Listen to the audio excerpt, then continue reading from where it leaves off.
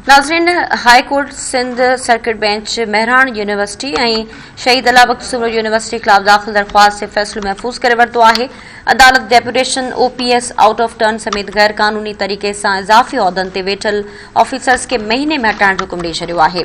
हैदराबाद में अहम ख़बर अवां सां शेयर कयूं पिया, जिते high court Sindh circuit bench Mehran university और शहीद अला बख्श सुमरो यूनिवर्सिटी खिलाफ दाख़िल दरख्वास्त से फ़ैसिलो महफूज़ करे वरितो आहे। अदालत deputation OPS out of turn समेत गैर कानूनी तरीक़े से इज़ाफ़ी उहदनि ते वेठल ऑफिसर्स के महीने में हटाइण जो हुकुम ॾेई छॾियो आहे।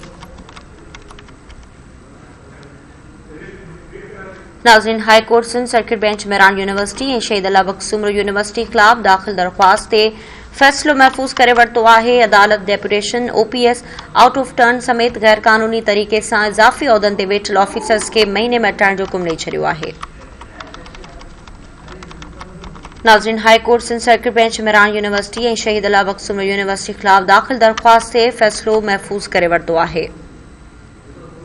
अवांखे ॿुधायूं, अदालत पारां deputation OPS out of turn समेत गैर कानूनी तरीक़े से इज़ाफ़ी उहदनि ते वेठल ऑफिसर्स के महीने में हटाइण जो हुकुम ॾेई छॾियो आहे। इन जा तफ़सील मालूम कयूं था। हैदराबाद का शबीर अबलो लाइन ते मौजूद आहे। शबीर, अदालत जे हुकुम बाबति अपडेट कजो।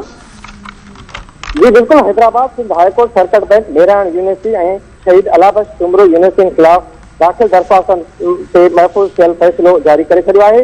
जेको फ़ैसिले में हुकुम जारी कयो वियो त OPS out of turn deputation और इज़ाफ़ी उहदनि ते गैर कानूनी तौर वेठल अमलदारनि के महीने दौरान हटाए chief secretary Sindh additional registrar मार्फत रिपोर्ट अदालत में जमा कराइंदो। जेको आहे नेविट के deputy manager Riaz Ahmed Shaikh, deputy director Kashif Darsh मुलाजिम राऊ अब्दुल रज़ाक राजपूत, गुलाम परवर उदो और अब्बास कुरैशी बिन्हीं यूनिवर्सिटीज़ इंतजामिया खिलाफ दरख्वास्त दाखिल कराई हुई। जेको अदालत के मौक़ुफ़ अख्तियार कयो वियो त नेविट और शहीद अला बख्श सुमरो यूनिवर्सिटी में काफ़ी अरसे खां प्रोफेसरनि के इंतजामी उहदनि ते एक्टिंग चार्जूं ॾिनियूं वयूं आहिनि।